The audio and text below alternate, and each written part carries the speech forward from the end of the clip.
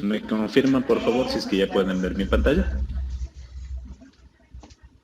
En el chat. Sí. Sí, se puede ver. Sí. Perfecto, muy bueno. Muy bien.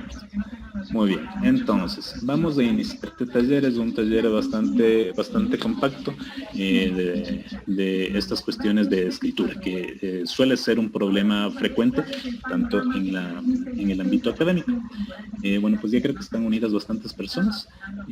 Vamos a dar inicio a la presentación. Muy bien. Ya, listo.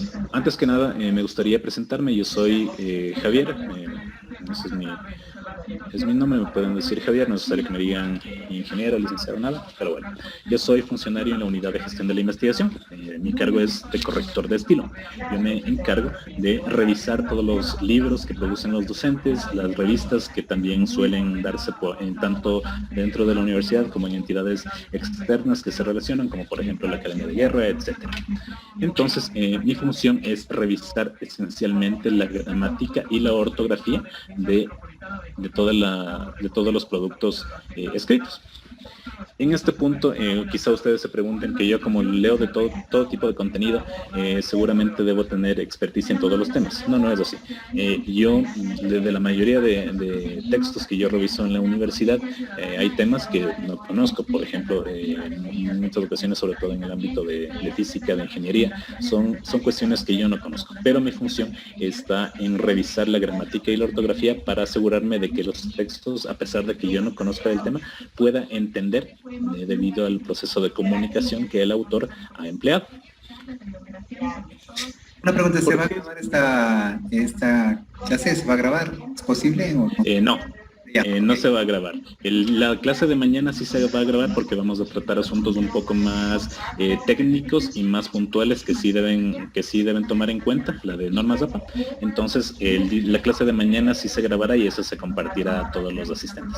Pero el día de hoy no. Lo importante es que pongan atención. Bueno, continuando. ¿Por qué es importante la redacción en el ámbito universitario, sobre todo? Tanto si es que son docentes como son estudiantes. Porque la escritura y una buena redacción refleja el orden, la planificación y la claridad en las ideas. Es un factor imprescindible para que suceda exitosamente el fenómeno comunicativo.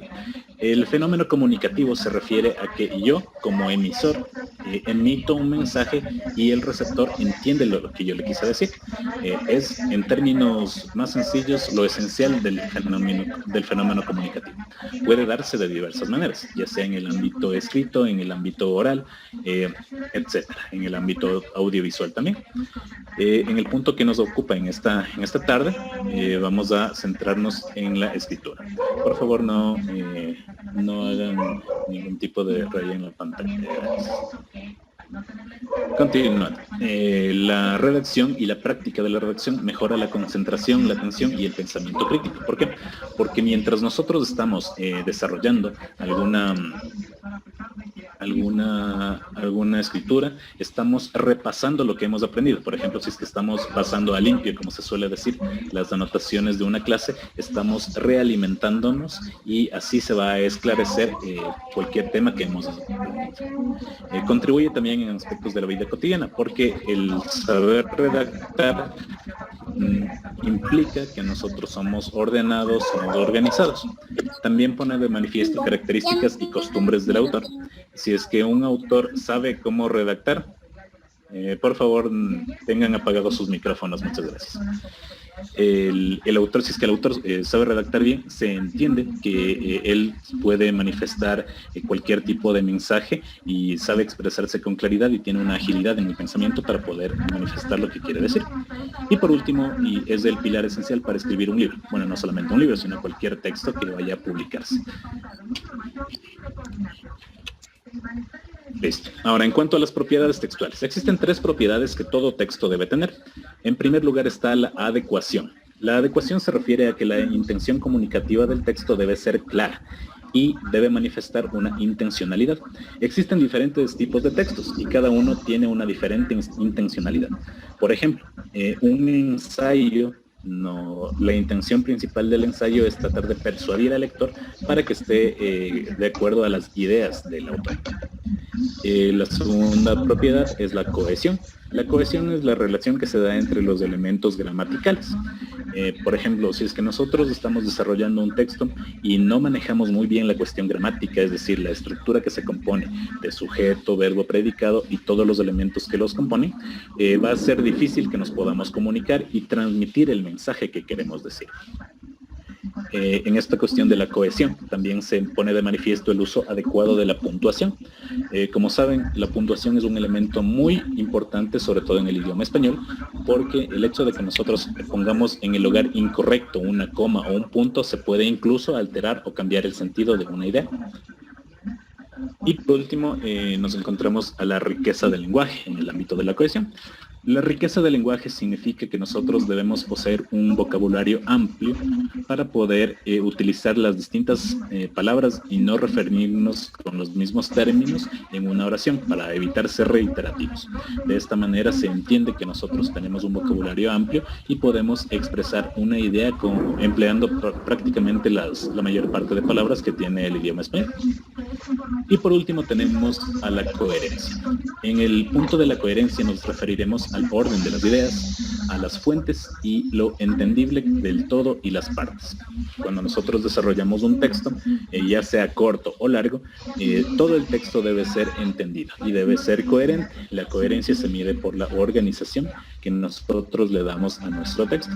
Claro que dependiendo de las dimensiones del texto va a ser más o menos complejo el punto de la coherencia.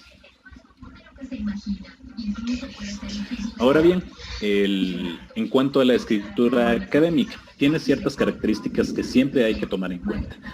Si es que están ustedes como estudiantes iniciando su carrera o si ya están en algún nivel avanzado, deben empezar a practicar todos estos puntos de la escritura académica, ya que son todas las producciones orales y escritas que se realizan en el ámbito, en este caso, de la universidad, tanto por alumnos y en el caso de la producción académica de los alumnos se da en los trabajos, en las exposiciones, en lo que se conoce como tesis, en exámenes, etcétera, y también como los profesionales docentes, quienes producen manuales, ensayos, artículos, monografías, libros, etcétera. La escritura académica tiene dos ámbitos puntuales. En primer lugar está el especializado. Cuando una persona, un profesional, escribe de forma académica en el ámbito especializado, suele darse generalmente en el ámbito de las revistas, cuando escriben artículos, ya que el consumidor de este producto va a ser otros profesionales. Por lo tanto, no es necesario que sea demasiado pedagógico, porque se supone que sus lectores ya conocen del tema y pueden, de hecho, hacer críticas, hacer análisis al respecto, etc. El otro ámbito es el no especializado, es decir, cuando el profesional se dirige a un público que no conoce del tema. Muchas veces es cuando el profesional, en este caso puede ser un docente, escribe un libro para enseñar una materia. Aquí claramente tiene que saber explicar todos los términos que utiliza. También debe saber expresarse de una manera un poco más sencilla, no como si estuviese conversando con un par, sino como precisamente se menciona, como si estuviese enseñando. Y también la escritura académica se fundamenta en que el emisor posee una información que el receptor no, y por ende debe ser preciso, claro y objetivo para el contenido sea inteligible para el lector. ¿Con qué me refiero con preciso y claro? Pues obviamente que no se preste a malas interpretaciones, que vaya al punto. Y en cuanto a lo objetivo, sobre todo en el ámbito académico, científico, no deben existir subjetividades. Es decir, ustedes, si es que manejan datos duros, si es que manejan estadísticas, si es que manejan, cuestiones que están más que probadas, no pueden decir, yo creo que puede suceder tal cosa. Pongámonos un ejemplo. Si es que ustedes se dedican a analizar, el clima de Quito en estos momentos.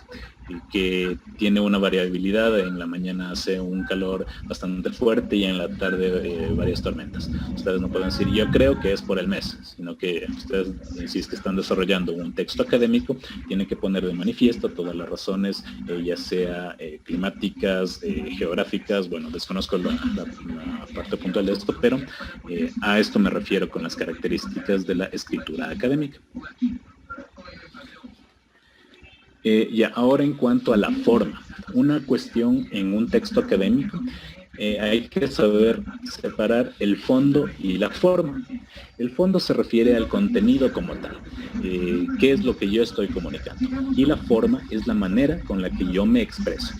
La escritura académica tiene ciertos rasgos que hacen que la forma, como está escrita, sea considerada válida. En primer lugar, partimos desde la objetividad. El texto debe ser impersonal, por lo que se refiere a un buen manejo de las formas pronominales de la impersonalidad. Por ejemplo, si es que yo estoy escribiendo un artículo académico, no es recomendable que digan yo realicé esta investigación el año tal, sino que se prefiere que se use la impersonalidad. Por ejemplo, se hizo esta investigación en el año 2018 y se obtuvo este resultado, ¿sí? Entonces, es muy adecuado en el ámbito académico eliminar la forma de comunicación personal, tanto de la primera persona, es decir, del yo, como de la primera persona del plural, es decir, nosotros. Esto suele darse muchas veces cuando varias personas presentan un artículo o una investigación que dice nosotros realizamos tal proyecto en tal lugar. Entonces es mucho mejor colocar se hizo esta investigación en tal lugar, sin importar cuántas personas hayan intervenido. Disculpe, no sé si sería tan amable de repetir el fondo y la forma. Claro, el fondo se refiere al contenido. Por ejemplo, si es que yo estoy haciendo un estudio, qué sé yo, sobre los pigmentos que existen en cierta pintura, ¿ya? Entonces, el contenido va a ser todos los estudios que yo he hecho al respecto, a qué conclusiones he llegado, qué propuestas planteo, si es que las hay. Ese es el contenido como tal, es todas las ideas que están en mi cabeza. Y la forma se refiere a la manera como yo las expreso para que sean entendidas, ya sea por estudiantes o por iguales en el ámbito profesional, como los había mencionado antes, en el ámbito especializado y no especializado, ¿sí? Entonces, el fondo es lo que está de cierta manera en el plano subjetivo, y la forma es la manera formal, la manera objetiva como yo presento estas ideas para que sean entendidas. Por eso es muy importante que se pueda manejar la forma, porque caso contrario el contenido no se entiende. Entonces es muy importante que ambas características estén íntimamente relacionadas. Ya. Muchas gracias. Ahora, listo, no hay problema. Ahora, en cuanto a los modos verbales, aquí vamos a empezar a utilizar ciertos términos técnicos en el ámbito del lenguaje, de la gramática, pero yo los explicaré un poco más, de una manera más amplia. Los modos verbales se refiere a usar los tiempos verbales del modo indicativo antes que el subjuntivo. Aquí incluso vamos a tener cierta memoria de cuando estábamos en la escuela, en los primeros niveles de colegio, que nos hablaban del modo indicativo, modo subjuntivo, modo condicional, muchas cosas que seguramente incluso hemos olvidado. Pero bien, para que no se hagan problemas. El modo indicativo se refiere a todo lo que es, existe o fue en el plano de la realidad. Y el modo subjuntivo es aquello que yo creo, yo supongo, yo asumo. ¿Sí? Entonces esos son los dos modos principales del lenguaje en el ámbito gramático, y como estamos refiriéndonos al ámbito académico, al ámbito universitario, se están usando datos reales, lo adecuado es emplear el modo indicativo. Y pues por último, hay una característica importante de la escritura académica que se refiere al compromiso. El compromiso es adecuado apelar a la información conocida por el lector para que se comprometa con la información nueva dada por el autor. Y son frecuentes expresiones como sabemos, como conocemos, pero aquí hay una especie de truco. Este compromiso se refiere más que nada cuando un docente elabora un texto para sus estudiantes o para un público que vaya a consumir un libro sobre todo. Entonces es una estrategia para que el lector se sienta identificado y vea que está o recuerde que algo que él conoce tiene que ver con el conocimiento nuevo. Entonces es una técnica más que nada pedagógica, pero muy útil si es que nosotros como autores queremos hacer que nuestros lectores se inmiscuyan en el mensaje que estamos transmitiendo, ¿sí? Ahora, en el ámbito del lenguaje claro. Un lenguaje claro no es solamente expresarse con las palabras precisas para que el mensaje llegue bien, sino que también tiene distintas nociones entre las cuales tenemos que mejora el acceso a la información, reduce errores y aclaraciones innecesarias, implica pensar en el receptor del mensaje, porque en muchas ocasiones nosotros como autores escribimos y empezamos a divagar haciendo anotaciones que nosotros sí entendemos, pero muchas veces no pensamos en quienes nos leen, porque debemos tomar en cuenta que nuestros lectores no tienen el conocimiento que nosotros les estamos dando. Entonces hay que siempre pensar en el receptor del mensaje. Se busca también una participación activa del receptor en cuanto a una adecuada interpretación del mensaje. ¿A qué me refiero con esto? Que nosotros como autores tenemos la responsabilidad de que el receptor entienda y no malinterprete nuestras palabras. Por ello es que se necesita un lenguaje claro cuando nosotros nos comunicamos. Luego, también se usa de manera eficiente la terminología adecuada en cada área y género. Si es que nosotros estamos manejándonos en el área de la medicina, por ejemplo, en la medicina emplean ciertos términos que no son frecuentes en otras áreas del conocimiento. Por lo tanto, nosotros debemos saber emplear las palabras que son pertinentes a esta área. A diferencia del lenguaje fácil, el lenguaje claro se lo ubica en textos divulgativos. Y aquí una cuestión. ¿Cuál es la diferencia entre el lenguaje claro y el lenguaje fácil? El lenguaje fácil es el que nosotros empleamos de manera cotidiana, con nuestros familiares, con nuestros amigos, porque no estamos explicándoles algo en un término pedagógico, no estamos tampoco instruyéndoles sobre algo, sino que es simplemente una conversación, y en una conversación lo que prima es la rapidez, una comprensión breve, como por ejemplo cuando nos comunicamos por WhatsApp, que ni siquiera empleamos las palabras completas. Entonces ese es un lenguaje fácil, pero en el ámbito académico lo que debe primar es el lenguaje claro. Y pues por último no consiste en rebajar un texto para hacerlo comprensible, sino que consiste en emplear las palabras adecuadas y precisas para que pueda entenderse. Entonces esa es la principal diferencia entre el lenguaje claro y el lenguaje fácil. Ahora bien, ubicándonos en el aspecto del receptor. El receptor es quien recibe el mensaje. Todo autor debe pensar principalmente en el receptor, como ya lo habíamos mencionado antes. ¿Quién es? Por ejemplo, si es que nosotros estamos redactando un texto a nuestro profesor, en lugar de los estudiantes, debemos saber que no podemos expresarnos de la manera como nos expresamos con nuestros compañeros. ¿Qué queremos que haga? ¿A qué se refiere con esto? Si es que nosotros redactamos, por ejemplo, una tarea, debe ser clara y precisa para que el docente no se confunda y no interprete mal el mensaje que hemos tratado de plasmar. ¿Qué queremos que responda? En el caso puntual de que si es que estamos haciendo, qué sé yo, una entrevista, por ejemplo. Cuando nosotros desarrollamos una encuesta, las preguntas deben ser bastante claras para que el receptor sepa qué es lo que tiene que responder, porque caso contrario empieza también a divagar y ahí nos afecta a nosotros porque no es la información que estamos buscando. Y por último, ¿cómo queremos que responda? Ahí ya se emplea más bien el tono. El tono también es algo muy importante en no solamente en la comunicación oral, sino también en la escritura.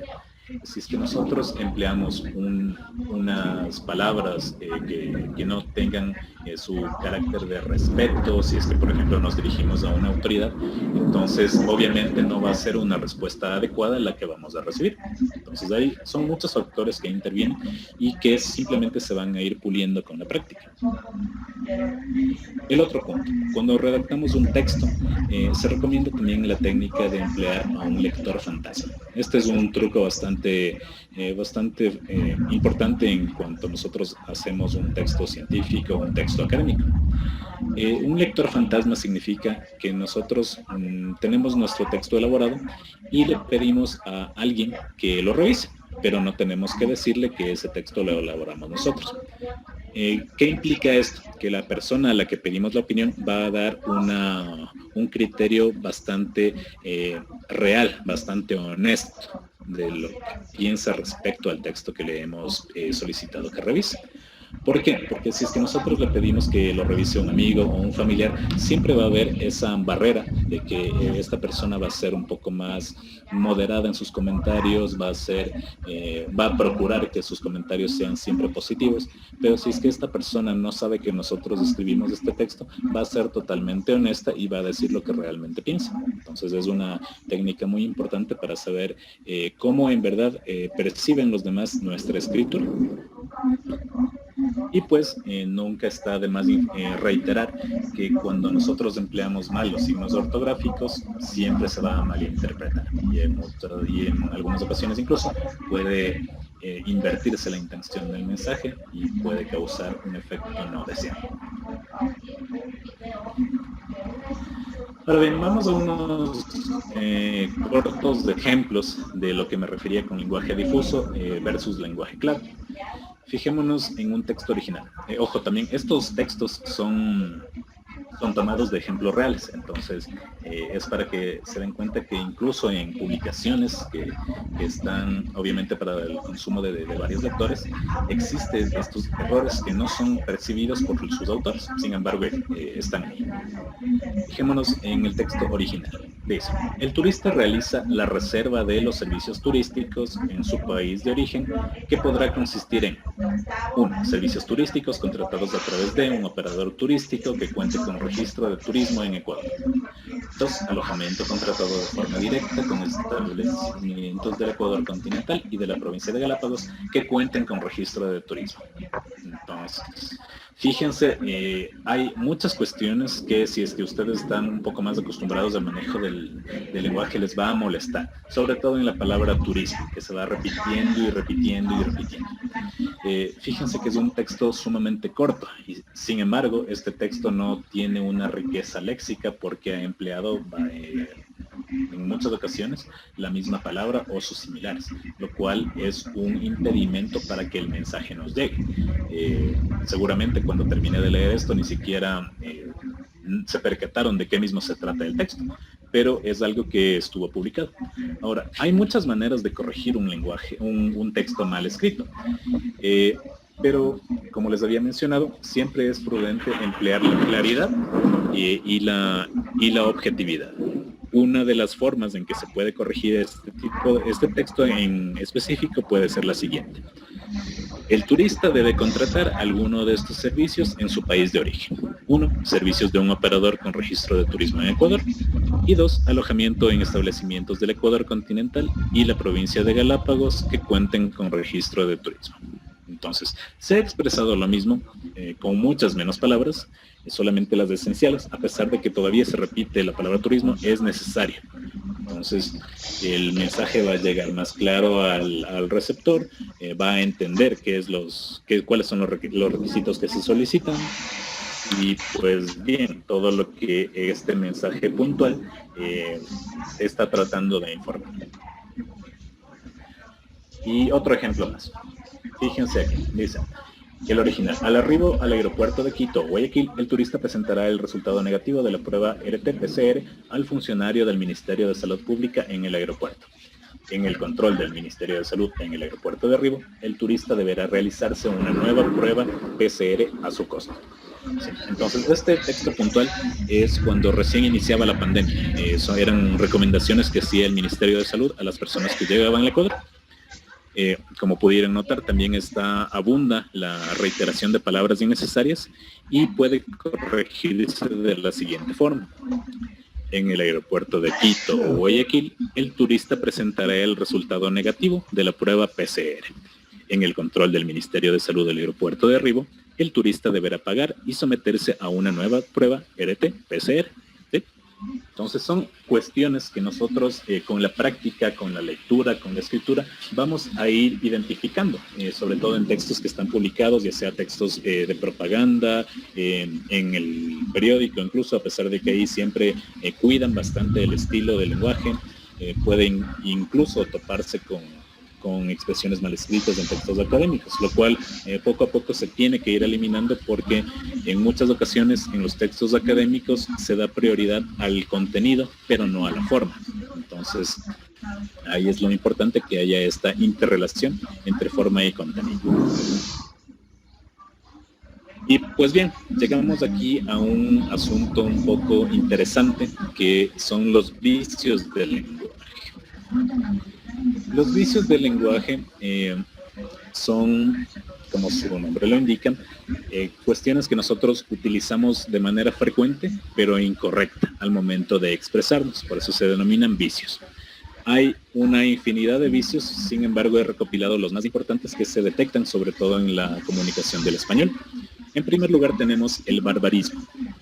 Un barbarismo es un vicio del lenguaje que consiste en pronunciar o escribir mal ciertas palabras o emplear vocablos impropios por creer que tienen cierto significado, cuando en verdad su significado es otro o ni siquiera tienen significado porque son palabras que no existen.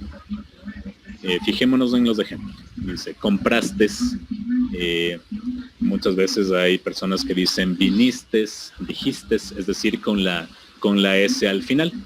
Este es un barbarismo porque la conjugación correcta del verbo no necesita la S al final. Lo correcto es decir, compraste, dijiste, viniste. Entonces, aparte de que se oye bastante mal que una persona que esté en un nivel académico elevado se exprese así, pues denota que no ha corregido este barbarismo. También, por ejemplo, en ciertas palabras que son un poco no muy frecuentes, como por ejemplo interperie, que suele darse por una confusión auditiva. La palabra correcta es intemperie, con M. Y también se suele dar en la conjugación de verbos en el pasado.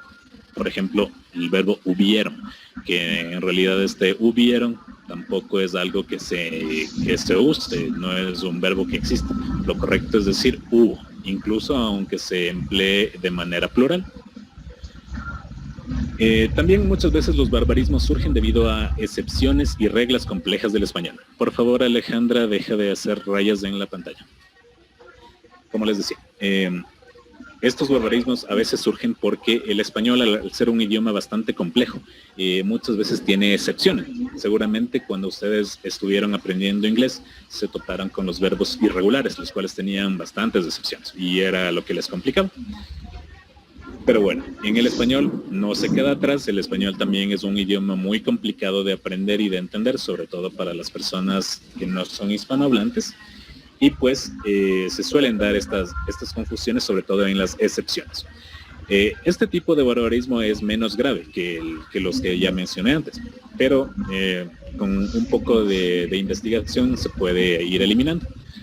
Ahí he colocado un ejemplo muy puntual respecto al gentilicio de Santiago.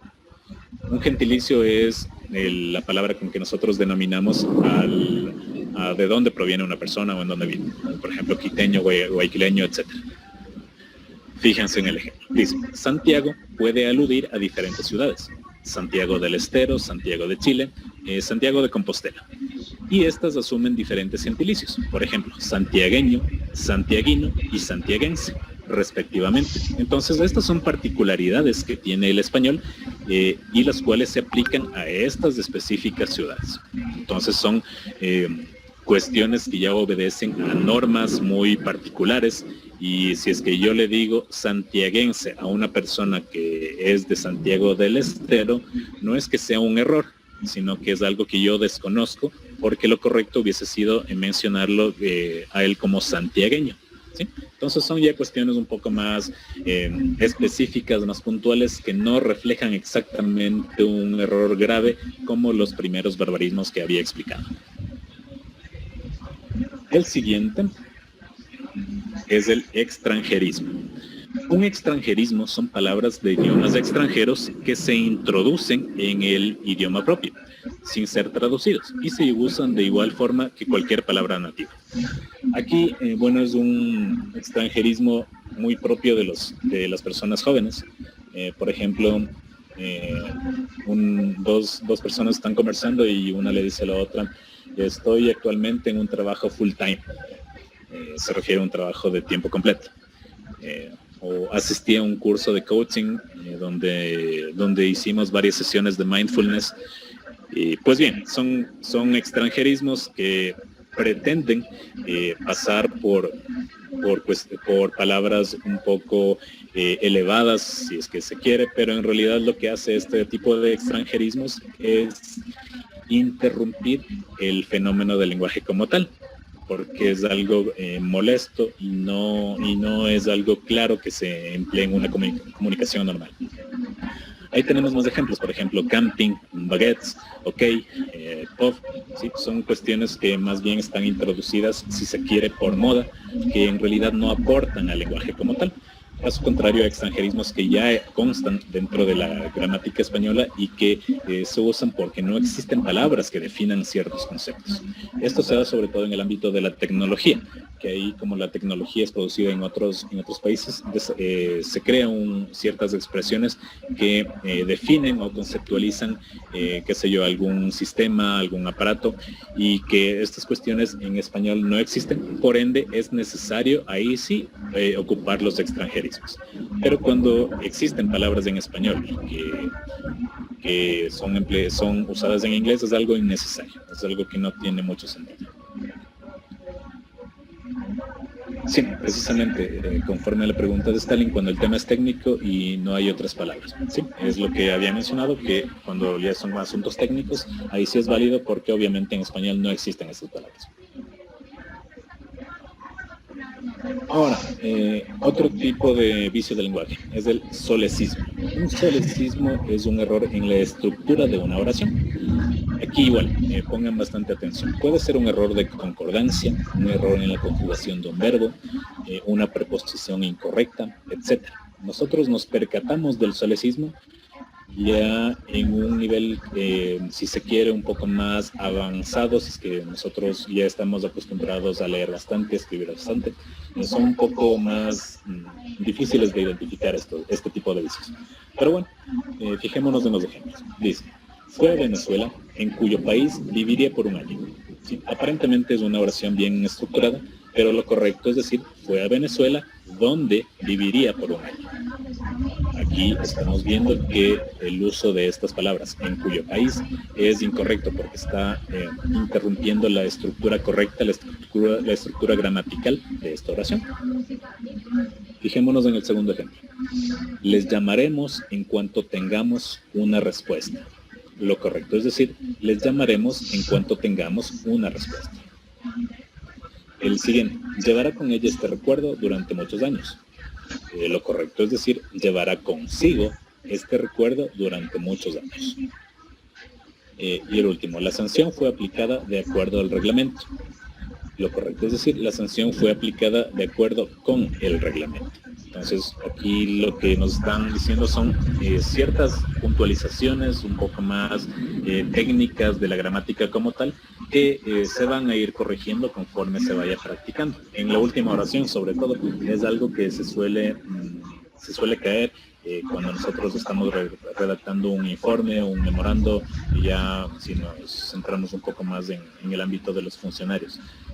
Pero es algo, como les digo, no es un error tan grave porque es poco frecuente y es un poco más especializado, pero siempre hay que procurar irlos eliminando e irlos identificando más bien. También tenemos como un vicio del lenguaje al arcaísmo. Un arcaísmo es una palabra o tipo de expresión que se utilizaba de manera frecuente en el pasado y resurge como una expresión actual en distintos ámbitos. Al contrario del extranjerismo, que suele ser un poco más divulgado o difundido por la gente más joven, el arcaísmo se ubica más en la gente de mediana a mayor edad. Y este arcaísmo, de igual forma como el extranjerismo, suele utilizarse para pretender elegancia, para pretender refinamiento. Sin embargo, este tipo de palabras lo que hace, al igual que el extranjerismo, es interrumpir la fluidez con la que nosotros nos estamos comunicando. Por ejemplo, si es que yo digo a tientas, se refiere a decir a oscuras. Si digo empero en lugar de pero, fierro en lugar de hierro, haragán en lugar de vago, platicar en lugar de conversar, sopapo en lugar de bofetada. Muchos de ustedes seguramente no habrán identificado este tipo de palabras porque en el contexto estudiantil es muy raro estas expresiones. Sin embargo, si es que van a qué sé yo, círculos académicos de las letras, de la filosofía, en muchas ocasiones hay personas que utilizan arcaísmos para pretender cierto refinamiento, lo cual no es verdad. Porque una redacción, un texto se hace incomprensible en lugar de embellecerlo, lo cual sería la intención original del arcaísmo. También tenemos el neologismo. Aquí igual, fíjense cuál sería la diferencia entre un neologismo y un extranjerismo. Un neologismo son las palabras o giros que se introducen en una lengua a fuerza del uso y también a las nuevas acepciones que adquieren vocablos ya existentes. Por ejemplo, cuando yo digo estoy chateando con tal persona, ellos están whatsappeando, hay que cliquear en este enlace, hay que escanear este documento, los deberes están en el ciberespacio, usamos los emoticones, ¿sí? Un neologismo es adaptar a las formas, a las estructuras de nuestra lengua, una expresión o una palabra que viene de otra lengua. Por ejemplo, chat es del inglés y en inglés obviamente yo no digo yo estoy chateando, tú chateas del chateo, sino que el español le ha adaptado a esta palabra por su uso para su estructura. También, bueno, aquí cabe resaltar que hay sectores puristas que se oponen al uso y otros en cambio lo defienden porque se está refrescando el lenguaje.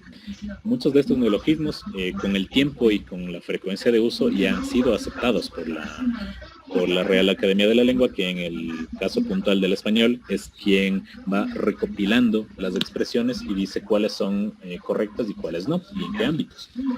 Por ejemplo, de lo que yo leía hace unos días, había ya sido aceptado, de acuerdo a la Real Academia de la Lengua, las letras XD para expresar una carcajada. Entonces es debido al uso que la academia acepta o no acepta términos o palabras. Y si es que este uso no interfiere en el proceso comunicativo. Entonces seguramente tras haber analizado esta expresión de XD, notaron que no interrumpía la comunicación o la llegada del lenguaje a su destino y por ende fue aceptado. Entonces eso es algo que deben también tomar en cuenta. El hecho de que la academia acepte palabras que aparentemente son incorrectas se refiere más que nada al uso que la gente lo da y si es que estas palabras en realidad son un aporte y no un obstáculo al proceso comunicativo. Prosiguiendo con los vicios del lenguaje, también nos encontramos con el queísmo. El queísmo consiste en la supresión de la preposición de adelante de la conjunción que, cuando en realidad debería estar de manera obligatoria por una construcción verbal. Fijémonos en los ejemplos. Lo incorrecto es, me alegro que haya renunciado ese profesor. La forma correcta es, me alegro de que haya renunciado ese profesor. Otra incorrecta, estábamos seguros que ganaríamos. Lo correcto es decir, estábamos seguros de que ganaríamos. Ahora, ¿cómo nosotros nos damos cuenta de que un queísmo está presente en una oración, en un texto? La forma más simple y práctica es transformar esta oración en una pregunta, formulando la misma idea como un enunciado interrogativo. Por ejemplo, fijémonos en la primera frase. ¿De qué me alegro? Me alegro de que haya renunciado ese profesor. Si es que yo transformo esta idea a un enunciado interrogativo, es decir, a una pregunta, yo no digo ¿qué me alegro? Yo voy a decir ¿de qué me alegro? Por lo tanto, la respuesta es me alegro de que haya renunciado ese profesor. Entonces ahí se dan cuenta de que la la primera oración está incorrecta a pesar de que aparentemente no existía ningún error. Sí, a eso mismo vamos, al dequeísmo. Bueno, este es el queísmo. Y el siguiente vicio del lenguaje, muy similar, es el dequeísmo. El dequeísmo es lo contrario. Es la utilización indebida de la preposición de antes de la conjunción que, cuando esta no es exigida por ninguna de las palabras que componen el enunciado. Es decir, al contrario del queísmo, nosotros estamos colocando la preposición de manera incorrecta. Por ejemplo, dice, pensé de que vendrías más tarde. Le preocupa de que todavía no hayas llamado. A medida de que la gente vaya llegando, iremos ofreciendo los canapés. Su intención es de que salgamos todos a cenar. Me fijé de que haya quedado la luz apagada. Sí, entonces estos son ejemplos del dequeísmo, es decir, que la preposición de está de más, es innecesaria. Y de igual forma, para identificarlo, se hace la formulación de la idea en modo de pregunta. Por ejemplo, ¿qué pensé? Pensé que vendrías más tarde. Yo no pregunto de qué pensé, ¿sí? Entonces, al transformar esta idea a una pregunta, nosotros sabemos de que la preposición de es algo que está incorrecto. Simplemente al hacerlo la pregunta y respondernos a nosotros mismos. Luego también nos encontramos con un vicio denominado cacofonía. La cacofonía está un poco más ligada a la expresión oral. Sin embargo, en el texto escrito también existen las cacofonías. Son expresiones que sintáctica y gramaticalmente cumplen con todos los requisitos que el idioma exige, es decir, están correctas, pero generan disonancias durante la pronunciación, y eso se debe a la cercanía de sílabas semejantes o idénticas. Fíjense que el español tiene ciertas consonantes que son algunas... Trae el control. Todos los micrófonos apagados, gracias. Como les decía, en el español existen ciertas palabras que, ciertos sonidos, como las consonantes que son explosivas, así se conoce en el término lingüístico, como la C, la K, la G, la D, la T. Entonces, a pesar de que en una oración existan palabras que estén correctamente colocadas, que respondan bien a la estructura gramatical, en muchas ocasiones por la carencia o la falta de riqueza de vocabulario, se dan estas cacofonías. Fíjense en los ejemplos. Se comportó atentamente, sigilosamente y tranquilamente. Entonces se está repitiendo mente, eso genera una cacofonía. A pesar de que esta oración gramaticalmente no tenga ningún error, el hecho de que se esté repitiendo la misma partícula de estas palabras es lo que genera una disonancia auditiva, y es lo que se debe procurar evitar. En el segundo ejemplo, dice, yo puedo ir a la piscina, pero mi amigo no nada nada. Entonces, aquí se están utilizando dos palabras que tienen igual escritura, pero distinto significado. Se refiere que el amigo no puede nadar. Entonces, yo puedo expresar tranquilamente esta oración diciendo, pero mi amigo no puede nadar. Y así nos evitamos esta cacofonía. Otra también dice, firme la forma solicitada. Aquí es un poco más evidente respecto al sonido de la F. A la siguiente, cada caja encaja perfectamente. El sonido de la C y la J. Y una última, pide permiso para partir. Todas las palabras están iniciando con la consonante P, y es lo que genera la cacofonía. Reitero, una cacofonía no implica que la estructura de la oración esté mal, sino que es por el sonido que se da cuando nosotros la pronunciamos. Y como les había mencionado, para solucionar esto se puede utilizar los sinónimos o las paráfrasis. Bueno, también tenemos, entre otros de los vicios del lenguaje, la ambigüedad o anfibología. Esto consiste en utilizar frases o expresiones que tienen más de una interpretación.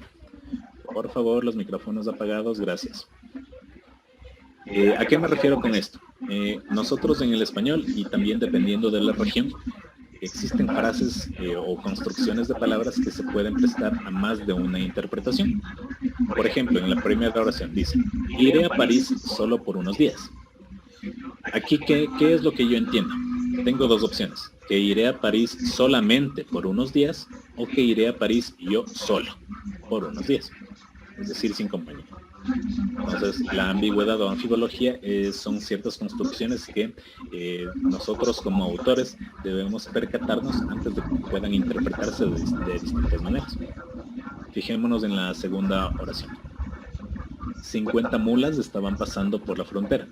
En este caso se puede referir al animal, a la mula, o a las personas que llevan dentro de su cuerpo drogas, que también se las conoce como mulas.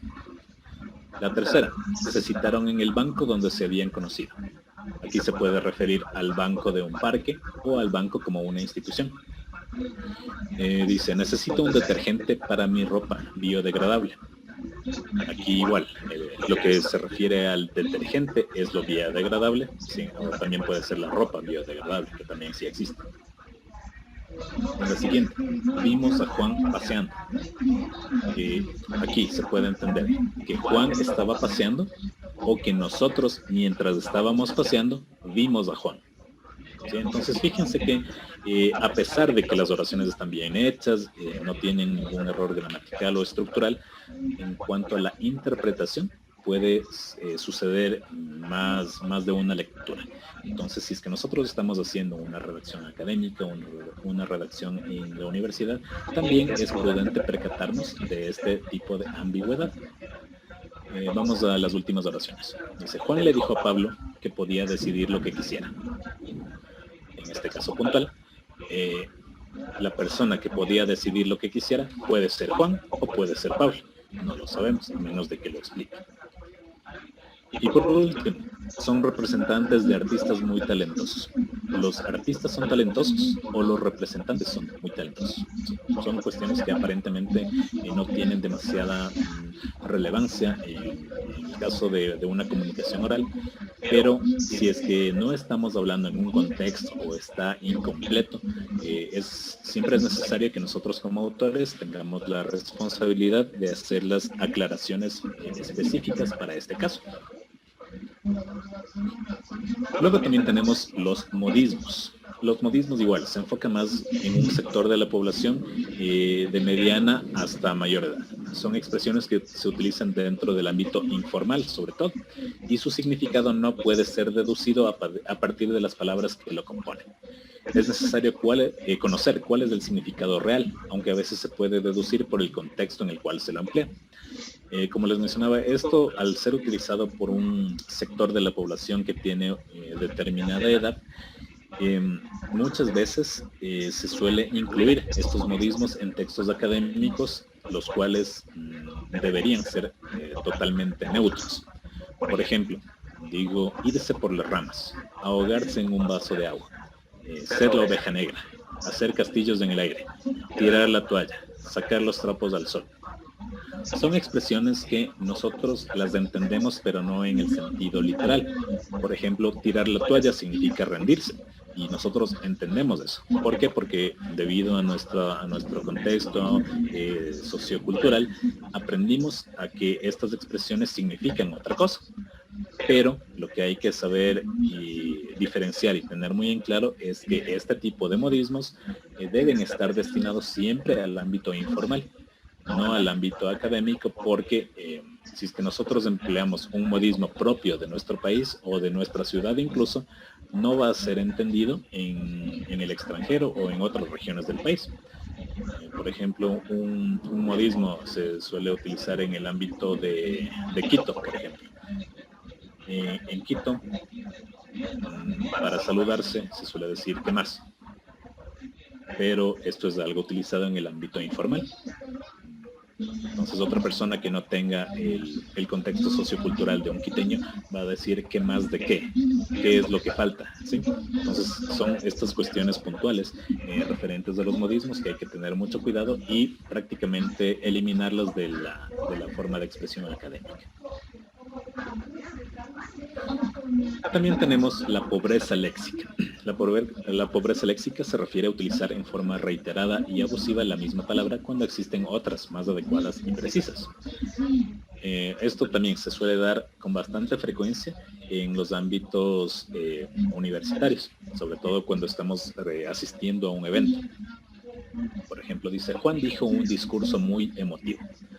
lo más adecuado o correcto es Juan pronunció un discurso muy emotivo.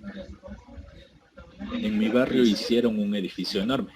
Lo correcto es decir, en mi barrio construyeron un edificio enorme. El patio tiene 20 metros cuadrados.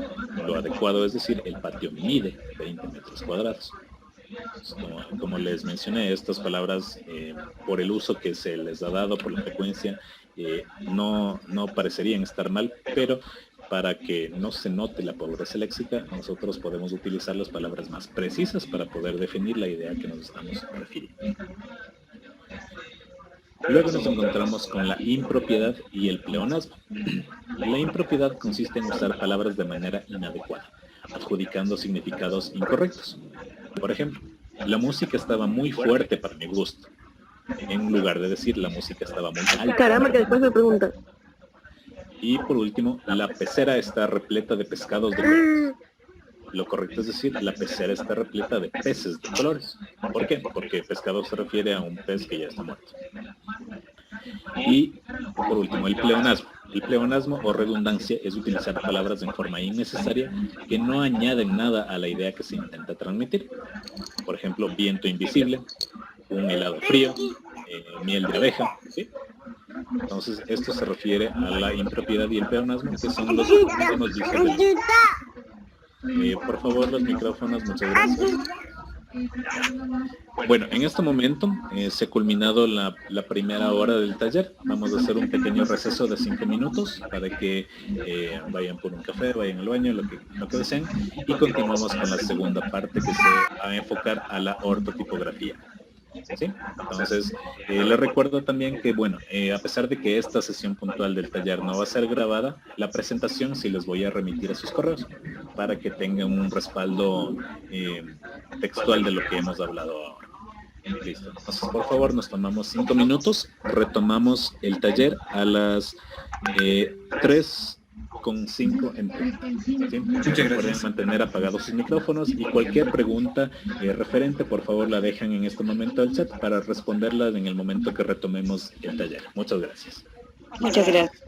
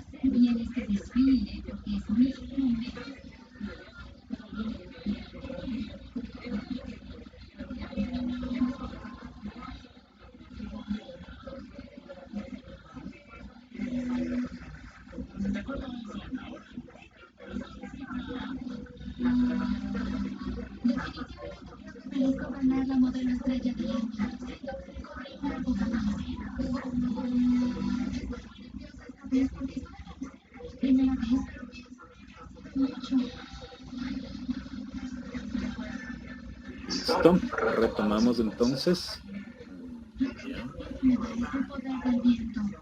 A ver, vamos a continuar con la segunda parte de esta jornada. La ortotipografía. La ortotipografía se refiere tanto a la ortografía como a la tipografía en cuanto a la escritura de un texto. Les recuerdo igual, por favor, mantener apagados sus micrófonos y cualquier pregunta le realizan al chat.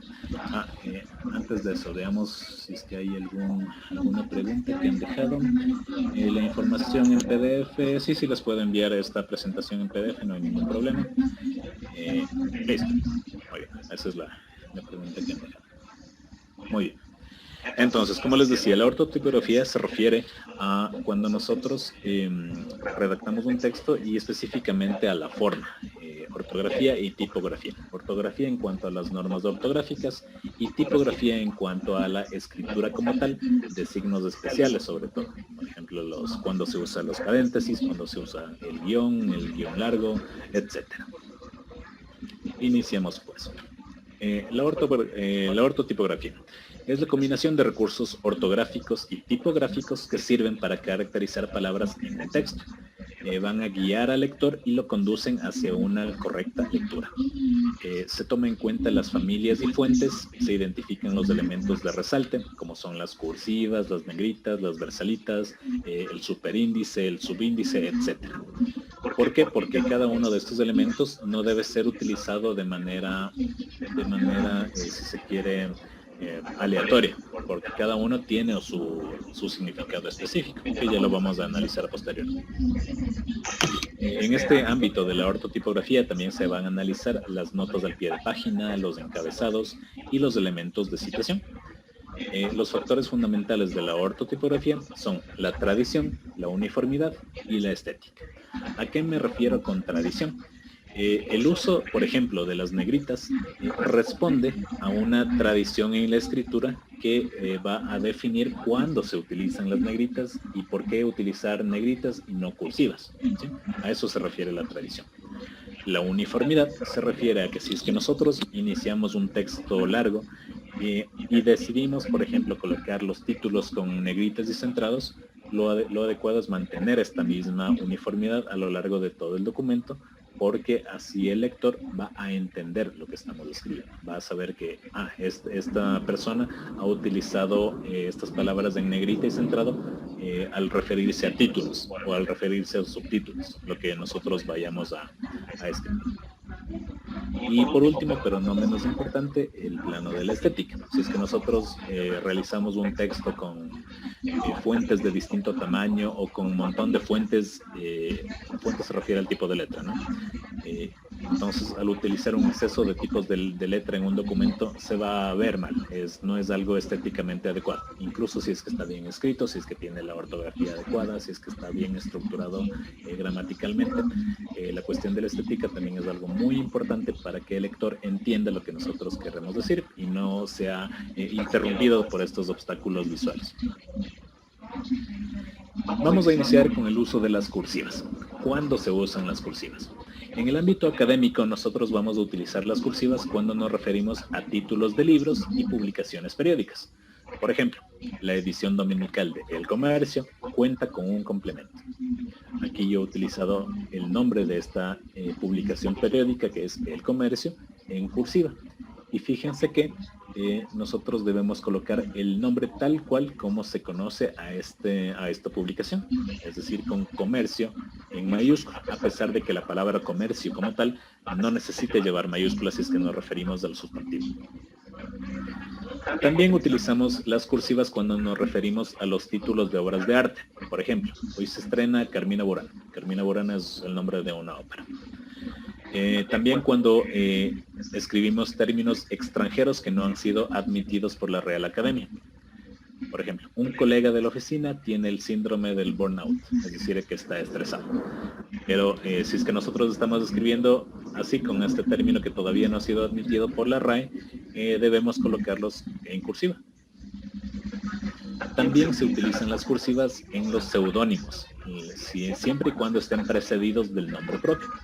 Por ejemplo, Óscar Guerra Zarzosa recibió un galardón. Zarzosa era el seudónimo de Óscar Guerra, quien era un comediante de hace varios años.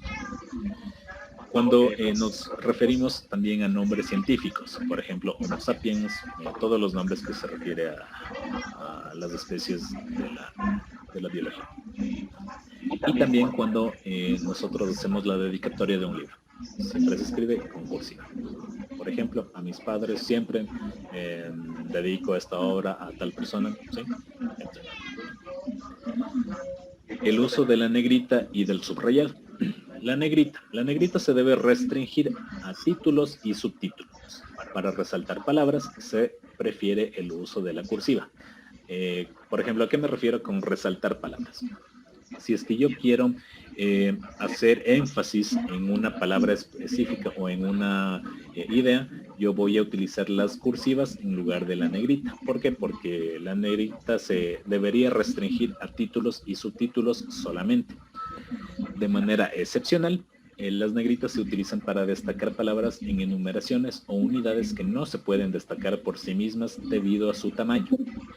Por ejemplo, fíjense en la oración. Se escriben con G las palabras que empiezan por IN, excepto injertar.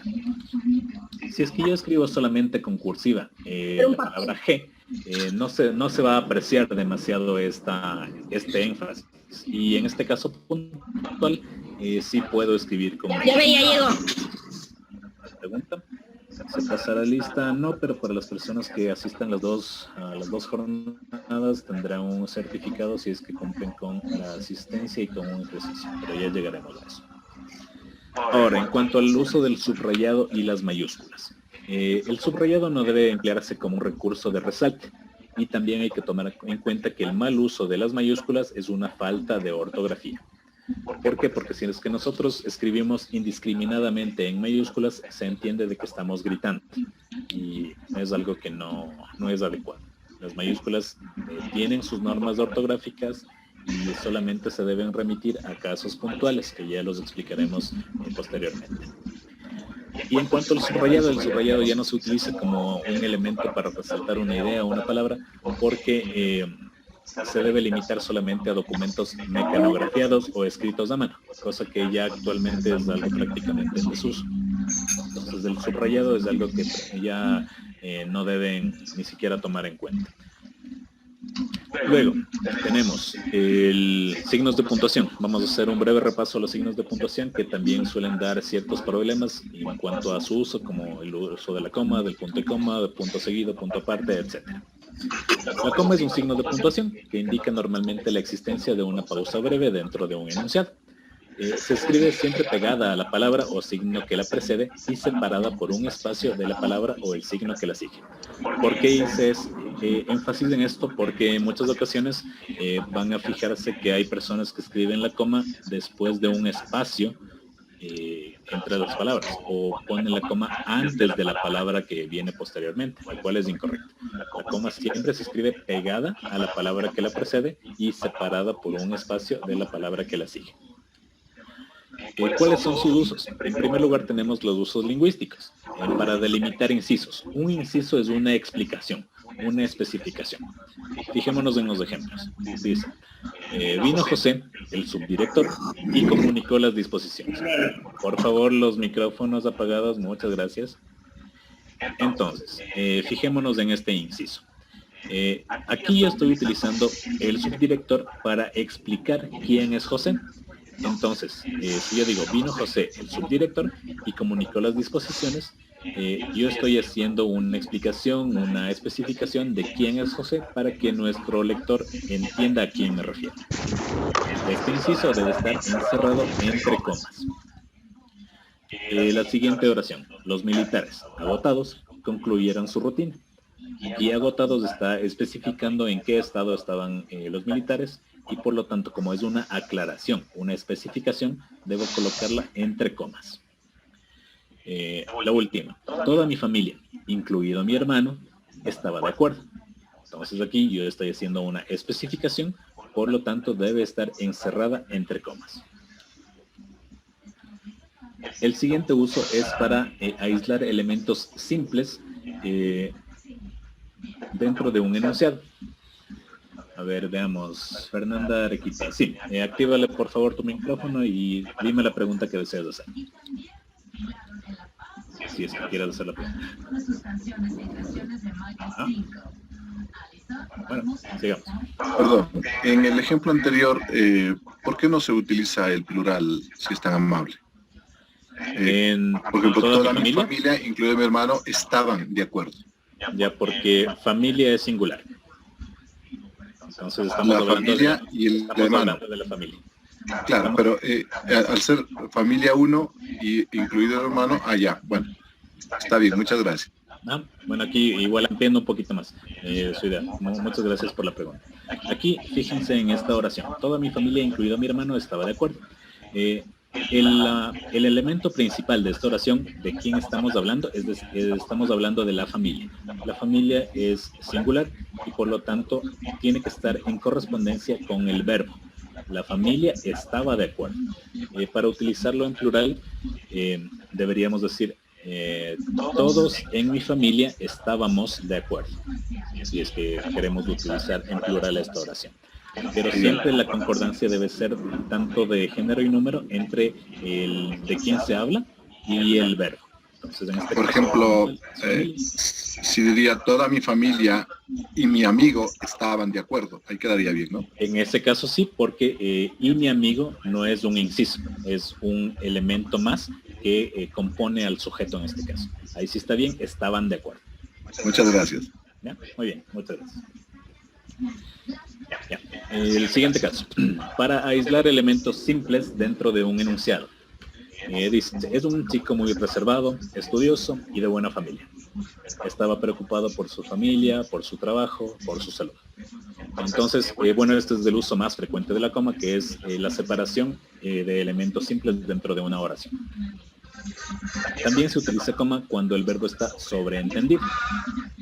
Por ejemplo, dice, su hijo mayor es rubio, el pequeño moreno. En este caso, la coma nos va a servir para reemplazar el verbo es, ¿sí? Entonces yo podría decir tranquilamente, su hijo mayor es rubio, el pequeño es moreno. Pero para precisamente utilizar la economía del lenguaje, yo sustituyo el verbo es por una coma y se entiende. Su hijo mayor es rubio, el pequeño moreno. Veamos otra pregunta. No se puede decir y su familia en el primer ejemplo. A ver, y su familia. A ver, veamos cuál es. En el que dice estaba preocupada por su familia, por su trabajo, ese. Y por su salud. Claro, se puede decir y por su salud. Sin embargo, tomen en cuenta de que en este caso podemos también inferir que hay una continuación. Es correcto decir, estaba preocupada por su familia, por su trabajo y por su salud. Sin embargo, en ciertas construcciones gramaticales, yo puedo continuar con la idea para desarrollar más el tema. Entonces, no es que esté incorrecto el que no hayamos colocado la conjunción y aquí, sino que se puede entender que hay más texto posteriormente. Muchas gracias por la pregunta, sí estaba correcto. El siguiente caso, para separar oraciones yuxtapuestas con sentido de distribución. Les recuerdo, aquí estamos utilizando ciertos términos técnicos, pero los podemos entender con los ejemplos. Fíjense en la oración. Unos se ganaban la vida cazando, otros pescando, otros cosechando. Entonces aquí estamos teniendo una oración compleja, la cual está formada por 3 oraciones puntuales. La primera es, unos se ganaban la vida cazando. La segunda es otros pescando y la tercera otros cosechando. Al ser una oración compleja y compuesta, se denomina en este caso puntual una oración yuxtapuesta porque estamos enumerando distintos enunciados en una misma oración. ¿Para qué nos sirve esto? Para economizar. Porque yo puedo decir tranquilamente, unos se ganaban la vida cazando, otros se ganaban la vida pescando, otros se ganaban la vida cosechando, ¿sí? Pero como estas tres partes de la oración yuxtapuesta se refieren a lo mismo, es decir, al medio como se ganaban la vida, yo estoy separando los elementos como una coma. El punto y coma. Sí, al punto y coma vamos a referirnos inmediatamente. Tengan en cuenta el uso de la conjunción y el punto y coma. Muchas gracias. Luego, dice, se escribe coma antes de las palabras y estructuras gramaticales, excepto, salvo, menos, pero, más sin tilde, aunque, así que, de manera que. Entonces, siempre deben tomar en cuenta que cuando nos encontremos con estas palabras o estructuras gramaticales, va a ir una coma antes. Por ejemplo, hazlo si quieres, pero luego no digas que no te lo advertí. Nos encontramos con la palabra pero. Antes de pero siempre va una coma. El siguiente ejemplo, prometiste acompañarla, coma, así que ahora debes cumplir. Aquí tengo la estructura gramatical, así que, y antes de así que siempre va a ir una coma. Claro, obviamente, cuando están estas palabras o expresiones en medio de la oración, cuando inician una oración, obviamente serán posteriores al punto seguido o punto aparte. También nos encontramos que la coma se utiliza en las oraciones compuestas si es que la secundaria precede a la principal. Cuando nosotros tenemos oraciones compuestas, siempre va a existir una oración principal y una oración secundaria. ¿Cómo nosotros identificamos esto? La principal es la que tiene mayor relevancia en el mensaje que estamos comunicando y la secundaria es un complemento. Fijémonos en el ejemplo. Dice, si vas a llegar tarde, no dejes de avisarme. Aquí tenemos una oración compuesta. Nosotros identificamos las oraciones compuestas cuando existe más de un verbo, ¿no? Entonces, ¿cuál es la parte más relevante de esta oración? lo que el emisor en este caso quiere resaltar es que la persona a quien se dirige esta oración no le deje de avisar si es que va a llegar tarde.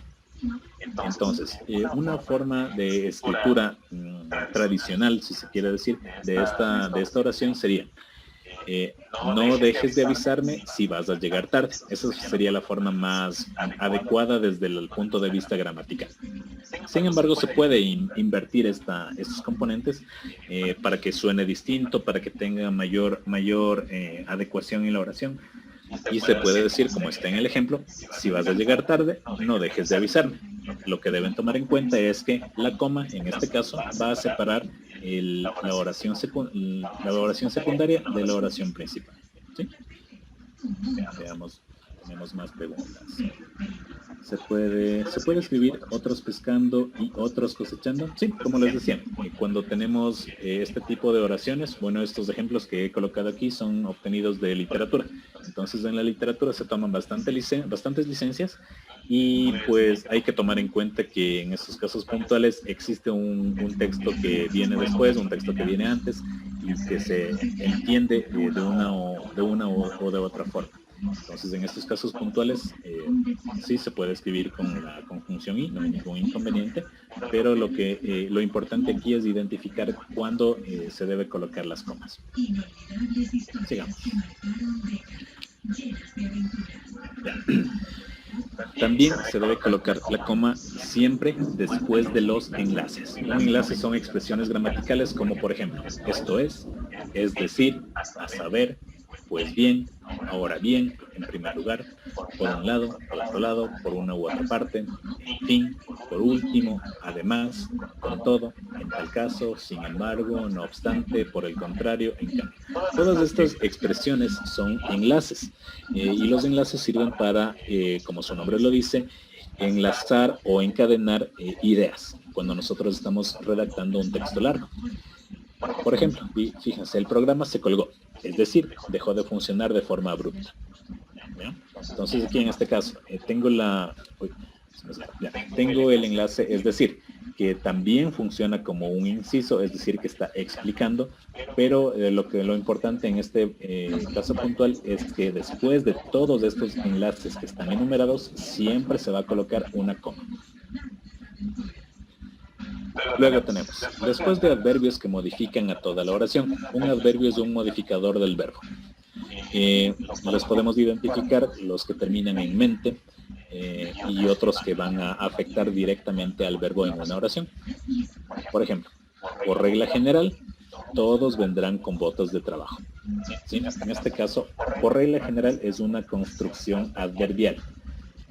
O sea, es una frase, en este caso puntual, que va a modificar al verbo como tal. El verbo en esta oración es vendrán, ¿sí? Entonces, si es que nosotros analizamos un poquito esta oración, todos vendrán con botas de trabajo. Se entiende, es un enunciado que se comprende fácilmente. Sin embargo, si es que yo quiero hacer una especificación que modifique al verbo, dice, por regla general, todos vendrán con botas de trabajo. Y pues bueno, los otros adverbios que son más conocidos, como efectivamente, generalmente, naturalmente, etcétera, siempre después de los adverbios se va a colocar una coma. También se coloca coma después de los complementos. En cuanto a, respecto de, con respecto a, en relación con referencia a, etc. Estos complementos son bastante útiles cuando ustedes están realizando una redacción académica porque es una manera muy adecuada de ir recopilando y enlazando ideas. Con lo cual, lo que deben también percatarse es que después de estos complementos siempre va una coma. Por ejemplo, en cuanto a ti, espero que no regreses. ¿Sí? Entonces, tenemos un complemento y debemos ubicar la coma. Y por último, faltan todavía unos pocos ejemplos más, pero bueno, la palabra etcétera o su abreviatura etc. se separa con coma del resto del enunciado. Siempre cuando utilicemos la palabra etcétera, la vamos a separar con una coma. Claro que ya en el ámbito académico, un poco más recomendable o adecuado es colocar la expresión entre otros, ¿sí? Para no poner etcétera. Entonces es un tip que se les da. Fijémonos en el ejemplo. Dice, el lápiz, el grafito, el carboncillo, etcétera, son materiales para dibujar. Y aquí fíjense, después de la abreviatura, que tiene un punto, las abreviaturas siempre tienen un punto, se coloca la coma. Caso contrario, si es que no estuviese la coma aquí, implicaría que esta parte estaría terminada y lo que sigue debería estar escrito con mayúscula, lo cual no tendría sentido en este caso puntual, porque todo esto forma parte de una misma oración. Y por último, los 3 casos finales de la coma. Se escriben entre comas los sobrenombres o seudónimos cuando se mencionan después del nombre verdadero. Si es que yo estoy escribiendo un texto histórico, yo puedo poner Atila, el azote de Dios, invadió extensos territorios. A Atila, el 1, se le conocía con este seudónimo también, como el azote de Dios. Entonces, es que yo quiero hacer una especificación, en este caso puntual, yo la voy a colocar entre comas. También algo importante cuando ustedes redacten algún documento formal, ya sea memorandos, oficios, informes, etcétera, en la datación de las cartas y documentos se escribe la coma entre el lugar y la fecha.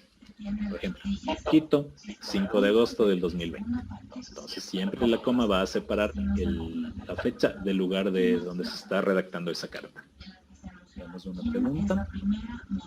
Es decir, en el ejemplo de etcétera, ¿puedo poner un punto y una coma seguido? Sí, efectivamente, porque etcétera, al ser una abreviatura, siempre se escribe con un punto.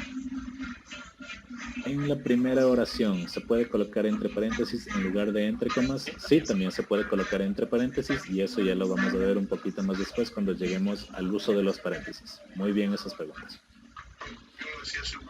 Y el último uso. Dice, antes de las conjunciones i, ni, o, u, siempre y cuando la secuencia que encabezan enlaza con todo el predicado anterior y no con el último de sus miembros. Esto igual, ejemplificado en las oraciones que están aquí. Dice, pagó el traje, el bolso y los zapatos y salió de la tienda. ¿Sí? Entonces, fíjense, aquí en esta oración puntual, es una oración compleja, nosotros debemos identificar las partes estructurales que la componen. ¿A qué se refiere el verbo pagar? ¿Qué es lo que pagó? Pagó el traje, el bolso y los zapatos. ¿Y qué hizo después? Y salió de la tienda. Entonces, normalmente nosotros no debemos colocar la coma antes de las conjunciones, es decir, i, ni o u. Pero en estos casos puntuales, cuando se trata de oraciones complejas y que tienen numeraciones, sí se lo coloca una coma para separar las estructuras. Por ejemplo, como les había mencionado antes, a qué se refiere el verbo pagar y a qué se refiere el verbo salir. Ven la siguiente. No sé si ir de vacaciones a Francia o Italia, coma, o quedarme en casa. ¿Sí? Entonces igual, identifiquemos las partes estructurales de esta oración compleja. En la primera parte nos estamos refiriendo al verbo ir, al verbo saber, perdón. No sé si ir de vacaciones a Francia o ir de vacaciones a Italia. ¿Y cuál es la siguiente parte? O quedarme en casa. Entonces son las dos opciones y en este caso puntual se colocaría la coma antes de la conjunción o. ¿Ya? Entonces, igual, son oraciones complejas, oraciones compuestas, que tienen sus especificidades para que sean comprendidas de una mejor forma y para que tengan una adecuada expresión. Continuemos. Bueno, entre los usos incorrectos, nunca se va a poner coma entre el sujeto y el verbo, incluso si el sujeto se compone de varios elementos separados por comas. Si el sujeto es largo, se hace una pausa no marcada gráficamente por una coma. ¿A qué me refiero por una pausa no marcada? Las pausas no marcadas son cuando nosotros lo expresamos esta oración oralmente, pero si es que está escrita, no. Por ejemplo, mis padres, mis tíos, mis abuelos me felicitaron ayer. Entonces, aquí estoy colocando una coma antes del verbo, me felicitaron. Esto es incorrecto. Lo correcto es decir, mis padres, mis tíos, mis abuelos me felicitaron ayer sin esta coma. Y aquí también efectivamente, si yo puedo colocar y mis abuelos, si es que solamente fueron ellos. El ejemplo de una oración más larga. Dice, los alumnos que no hayan entregado el trabajo antes de la fecha fijada por el profesor suspenderán la asignatura. Aparentemente debería estar una coma aquí, pero recuerden, no se debe colocar coma que separe al sujeto, que es todo esto, del predicado. El predicado es suspenderán la asignatura, ¿sí? Entonces, al yo colocar una coma aquí, estoy cortando la oración, la estoy mutilando, y no es de cortar, no es correcto. Incluso si es que la oración es larga. Entonces, deben tener siempre eso en cuenta. Luego, no se escribe coma después de la palabra pero, cuando esta palabra precede a una oración interrogativa o exclamativa. Recuerden que se escribía coma siempre después del pero en este caso no se va a hacer así. En esta especificidad dice, pero ¿dónde vas a esta hora? Aquí, en este caso, la palabra pero está precediendo a una oración interrogativa y no se va a escribir la coma aquí. Fíjense también que tampoco estoy escribiendo con mayúscula la oración interrogativa, porque pertenece a esta misma construcción. Luego, no se debe usar las comas en las formas de saludo en las cartas. Bueno, claro que las cartas ya es algo que no se usa actualmente, pero una forma equivalente son los correos formales, los mails formales. Entonces, fíjense, aquí está la manera incorrecta. Querido amigo, coma, te escribo para... No se utiliza la coma. En lugar de la coma, se utilizan los dos puntos. El cuerpo de la carta se escribe por favor, la persona que está con el micrófono encendido, muchas gracias, apáguelo. Gracias. Entonces, como les decía, en un mail formal, en un correo formal, lo adecuado es colocar la introducción, en este caso, querido amigo, dos puntos, y el cuerpo de la carta iría en una línea aparte. Te escribo para, etcétera, etcétera, etcétera. También la coma tiene unos usos no lingüísticos. ¿A qué me refiero con eso? Que no, o sea que la coma sirve también en otros ámbitos del lenguaje. Por ejemplo, en las expresiones numéricas escritas con cifras, se establece el uso de la coma para separar la parte entera de la parte decimal. También se acepta el uso del punto, como en el sistema anglosajón, siempre y cuando se mantenga uno de los dos formatos a lo largo del documento y esté establecido en un manual o instructivo. Como el que canta cuando entregan. A ver, la señorita Leslie, por favor. Señorita Leslie. No me acuerdo cuál era. A ver, señorita Leslie, por favor, apague el micrófono. Ya, si es que no va a poner atención al taller, por favor, puede salir. Les decía. En las expresiones numéricas escritas con cifras se puede colocar la separación de los enteros de los decimales, ya sea con coma o con punto. Ambas formas son correctas, pero si es que en todo el documento se escribe así, es decir, yo no puedo mezclar en ciertos números coloco la separación de los decimales con coma y en otros números con punto. Eso no es correcto. Entonces, si es que yo decido por una u otra forma, debo mantenerlo a lo largo de todo el documento, ¿sí? Eso en el caso de que no exista un manual o un instructivo institucional. A veces las universidades tienen el manual de estilo donde especifica, en este caso puntual, qué es lo que se debe usar, ya sea la coma o ya sea el punto. De lo que tengo entendido aquí en la ESPE, se está desarrollando un manual de estilo por parte del Departamento de Ciencias Humanas, me parece, y pues cuando ya esté publicado, si es que contemplan también esta parte de la escritura de decimales, seguramente especificarán cuál es lo que ellos recomiendan, ya sea la coma o el punto, pero como les reitero, ambas formas son correctas. También, al escribir cifras numéricas enteras, no se utilizan signos como puntos, comas o apóstrofes para separar millones, miles o centenas. Lo más adecuado es colocar un espacio. Por ejemplo, en el número 4.980.567. Antes se utilizaba el punto para separar los miles y el apóstrofe para separar los millones. Actualmente no. ¿Por qué? Porque en el sistema anglosajón, como les había mencionado antes, el punto se utiliza para separar los enteros de los decimales. Y esto, debido a la globalización del conocimiento académico, podría llevar a confusiones. Lo más adecuado, según las últimas reformas, es hacer separaciones de cifras de 3. para separar lo que vendría a ser los millones, los miles y bueno, de aquí podría ser los decimales ya separados por coma o por punto, dependiendo de cómo lo decida.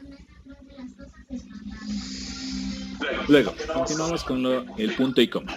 El punto y coma presenta un mayor grado de subjetividad, ya que puede reemplazarse por un punto seguido, por 2 puntos o por una coma, dependiendo del contexto. Por eso es que es un poco más complejo de utilizar el punto y coma. Sin embargo, a pesar de ello, hay directrices específicas para poder darle un uso adecuado. En primer lugar, el punto y coma va a separar elementos de una enumeración cuando son expresiones complejas que incluyen comas. Fijémonos en el ejemplo. Cada grupo irá por un lado diferente. El primero por la izquierda, el segundo por la derecha, el tercero de frente. En esta construcción gramatical, que es bastante compleja, estamos utilizando varios de los elementos que ya revisamos anteriormente.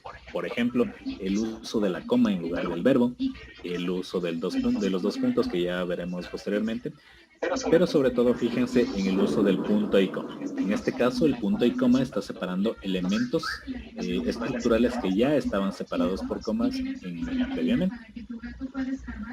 Y luego, también va a separar oraciones independientes que tienen una estrecha relación semántica. Eso se refiere a una relación de significado semántico. Dice, era necesario que el hospital permaneciese abierto toda la noche. Hubo que establecer turnos. ¿Sí? Entonces aquí, bueno, está separando oraciones independientes que se relacionan. Yo tranquilamente le puedo colocar un punto seguido, no hay ningún problema. Pero si es que yo quiero, ya sea por cuestiones de dimensión en una escritura, por cuestiones de ubicarle una oración dentro de un espacio específico, sobre todo en el ámbito de distribuir las palabras dentro de un espacio que nos hayan asignado, puedo colocar el punto y coma en lugar del punto seguido. Entonces esto es algo que también es correcto. Antes de pasar al siguiente tema, revisemos los chats. Igual los decimales se reparten entre 3. De lo que yo tengo entendido, los decimales a partir de la coma o del punto se escriben todos seguidos. Dice, si es que la cifra trae decimales 4.567.890,32. Exacto. Ahí sí se coloca la coma, separándole la parte entera de la parte decimal. Y obviamente separando con espacios la parte correspondiente a millones, a miles y a los siguientes. Dice, y las cifras numéricas si se escribe como número porque pueden ser muy largos. Claro, efectivamente es preferible que las cifras numéricas se escriban como números, porque al escribirlas en palabras es algo demasiado largo. Dice, después del punto y coma se puede poner al final y el tercero de frente. ¿Cuál? Ah, sí. Sí, claro. Aquí, como les decía, en este caso es una enumeración y si es que ya se concluye la idea, se coloca la conjunción y para especificar que y el tercero de frente. No hay ningún problema. Sigamos. Bueno, el punto y coma se coloca también después de cada elemento de una lista cuando van en líneas independientes y con minúscula. El elemento final va a cerrar con un punto aparte. Esto también es algo muy frecuente cuando nosotros hacemos enumeraciones en un texto. Si es que nosotros, por ejemplo, aquí estoy colocando cuáles son las conjugaciones en español. 2 puntos y empiezo la enumeración. Verbos terminados en -er, primera conjugación, punto y coma. Siguiente, minúscula, verbos terminados en -er, segunda conjugación, punto y coma. Siguiente, verbos terminados en -ir, tercera conjugación, punto. Entonces, tengo una lista y al escribir con minúscula yo necesito separar a cada elemento con puntos y comas. Si es que yo dejara esto sin ningún signo o con puntos, yo de ley tengo que colocar cada elemento de la enumeración con mayúscula inicial. Y bueno, un caso un poco más específico dice, el plural del punto y coma es invariable. Es decir, se mantiene en singular incluso cuando se habla de varios elementos. Esto es más empleado para dar instrucciones. ¿Sí? Por ejemplo, en un examen nos podemos topar con una instrucción que diga, coloque las comas y los punto y coma que considere necesarios en los siguientes enunciados. ¿Sí? Entonces fíjense, el plural de punto y coma no es los puntos y comas. ¿Sí? Es invariable, ya sea singular o plural, y en este caso que se refiere a una instrucción, se mantiene en singular. Entonces, bueno, es un caso muy específico que no es algo que se use con frecuencia. Antes de, sin embargo, no obstante, pero puedo utilizar punto seguido. Bueno, como les decía, antes de, claro que se puede utilizar el punto seguido si es que la oración lo refiere. Sí les voy a enviar al correo la presentación, no la grabación de esta clase. La grabación de la clase de mañana, esa sí, el día de mañana sí se va a grabar. El día de hoy no, porque tienen que prestar bastante atención. Ya. En cuanto al punto, existen dos tipos de punto seguido y punto aparte. El punto seguido, bueno, el punto en general es una marca que señala el fin de un enunciado. Si es que el enunciado desarrolla ideas diferentes, se recomienda la separación por párrafos y el uso del punto aparte. Se escribe punto después de todas las abreviaturas, lo que había mencionado antes, con muy pocas excepciones.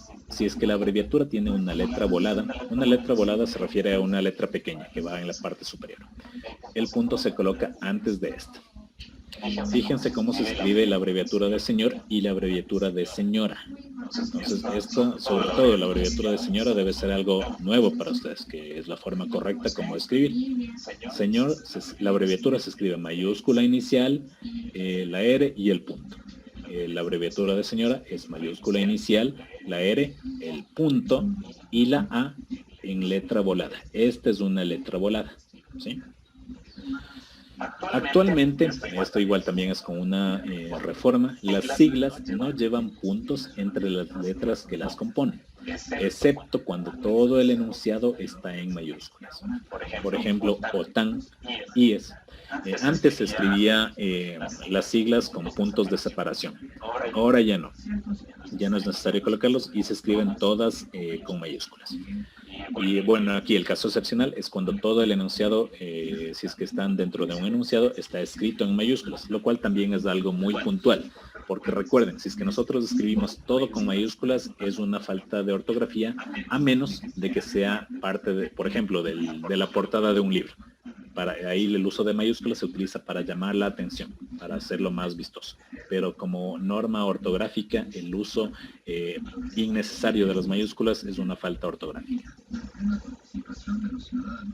A ver, dice, cuando se escribe a mano también se coloca la A volada. Bueno, cuando se escribe a mano, generalmente y en la actualidad, si es que tú escribes un documento a mano, es algo para tu propio uso. Es algo que solamente tú vas a leer. En el contexto actual lo que se hace es utilizar la computadora. Entonces, en ese caso, no. Al micrófono. Bueno, si es que hay fallas de audio, por favor, me las hacen saber, ¿no? Ya, las letras voladas igual tienen ciertas normas que son bastante puntuales. Una de ellas es en este caso puntual de la abreviatura de señora. Ya vamos a ir a ver unas pocas más.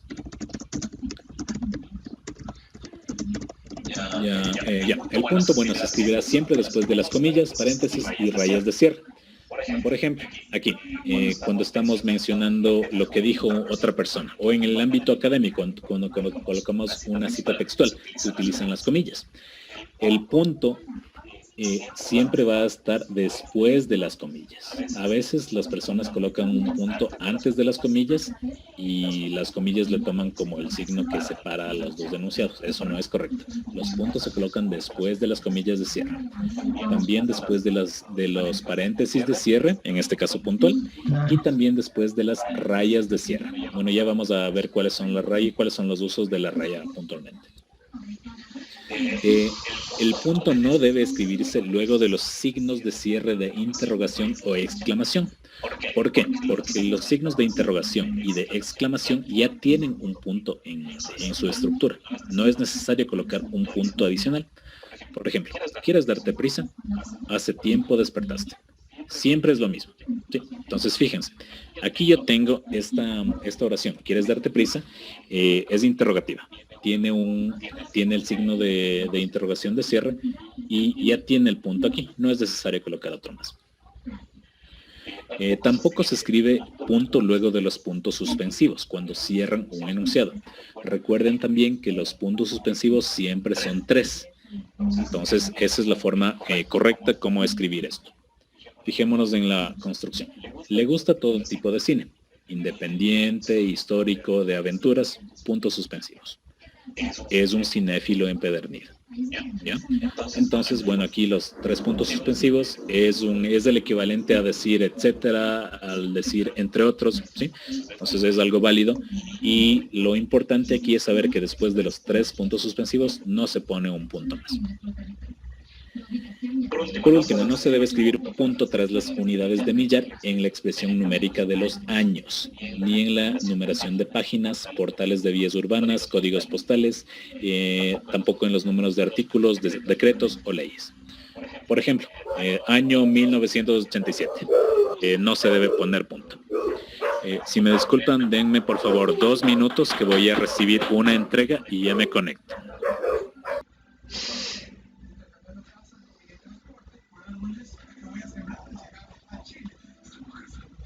En 1986 kilómetros atravesando Ecuador, Perú y Chile, intercambiando casa, comida y transporte por árboles a sembrar.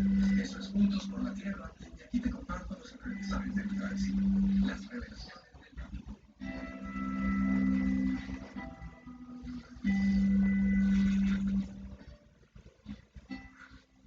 Podremos ser más sabios, más bajos, más fuertes o más sencillos, tener más o menos, ser una raza importante, pero hay una verdad innegable que nos une. Por encima de todas las diferencias, somos parte de la misma tierra y por ella todos somos hermanos.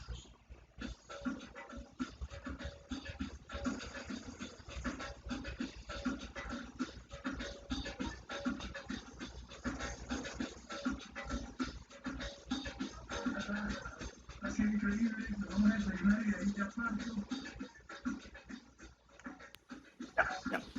Mil disculpas, tenía que recibir una entrega. Bueno, prosigamos. Ya, como les decía, no se debe escribir punto tras las unidades de millar en los años. Por ejemplo, año 1987. No se escribe punto. Antes sí se lo hacían, pero ahora ya no. Página 1150. Cuando estamos refiriéndonos a páginas, se escribe todo seguido. No con la separación que se había visto antes, es decir, con la separación de 3 dígitos. Aquí en este caso puntual es todo seguido. Dice también que, bueno, aquí tenemos un ejemplo de un código postal que es 28010 y en este caso puntual de los códigos postales tampoco va una separación por espacio.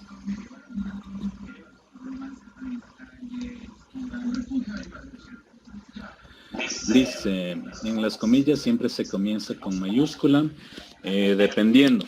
Cuando tenemos citas textuales que son un fragmento, a veces se empieza con 3 puntos suspensivos, que significa que nosotros hemos omitido una parte de la oración. Dice, ¿de dónde vienen estas reformas para las abreviaturas? De la RAE. Todas las reformas del lenguaje vienen de ahí. Sigamos. También, no se escribe punto en los símbolos. Aquí hay que hacer una aclaración. En cuanto a las abreviaturas, hay que diferenciar lo que son abreviaturas de los símbolos. En el caso del español, existen 4 tipos de símbolos. En primer lugar tenemos los puntos cardinales, norte, sur, oeste, este y todos los intermedios. No se escribe punto en estas abreviaturas, que reitero, no son abreviaturas como tal, sino que son símbolos. El otro tipo de símbolos en español son las unidades de medida, por ejemplo, kilómetro, kilogramo, metro, centímetro, ahí tampoco se escribe un punto. El tercer símbolo son los libros bíblicos, Génesis, Éxodo, Levítico. Bueno, ahí las personas que sean creyentes tendrán igual también un poco más de conocimiento de que al mencionar los libros bíblicos se suele hacer esta abreviatura, que en realidad es un símbolo, y aquí en este caso puntual tampoco se le coloca un punto. Y en los elementos químicos, helio, plata, oro, tampoco se coloca un punto. En cuanto a las páginas, ¿se debe escribir la palabra completa o se puede abreviar PAG?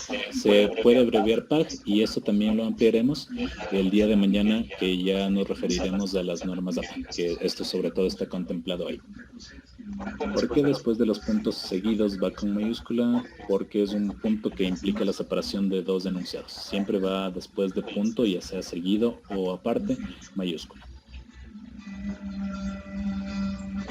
Otro, nunca se escribe punto tras los títulos y subtítulos de libros, artículos, capítulos, obras de arte, etc., cuando aparecen aislados y son el único texto del renglón. Tampoco lleva punto final los nombres del autor en cubiertas, portadas, prólogos, firmas de cartas y otros documentos, o en cualquier otra ocasión donde aparezcan solos en un renglón. Esta es la especificidad clara. Cuando el título de algún documento o obra está solo en un renglón, no se debe poner punto final. Por ejemplo, si es que yo me fijo en el libro Viaje al centro de la Tierra, imaginemos que este es el espacio de la hoja y está solamente el título en este renglón, no tiene nada más al lado. No necesita estar separado por ningún signo de puntuación, ya sea punto o coma, etc.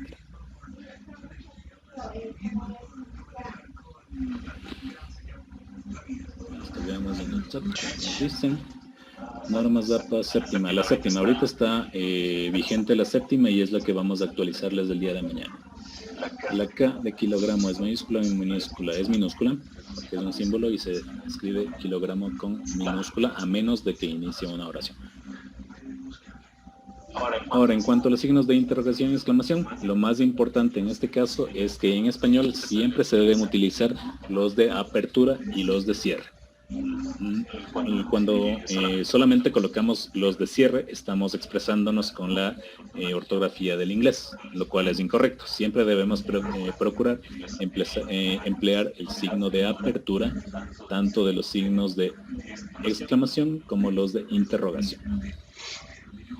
Y aquí, otro aspecto puntual es que los signos tanto de exclamación o de interrogación siempre se deben colocar justo donde empieza la pregunta o la exclamación, aunque no corresponda con el inicio de un enunciado. En este caso, la interrogación o la exclamación se inician con minúscula, como ya revisamos antes. Fíjense en el ejemplo. Por lo demás, ¿qué aspecto tenía tu hermano? Entonces aquí, la pregunta como tal inicia recién en esta parte. ¿Qué aspecto tenía tu hermano? Y cuando inicia la pregunta como tal, ahí yo voy a colocar el signo de interrogación y el signo de cierre.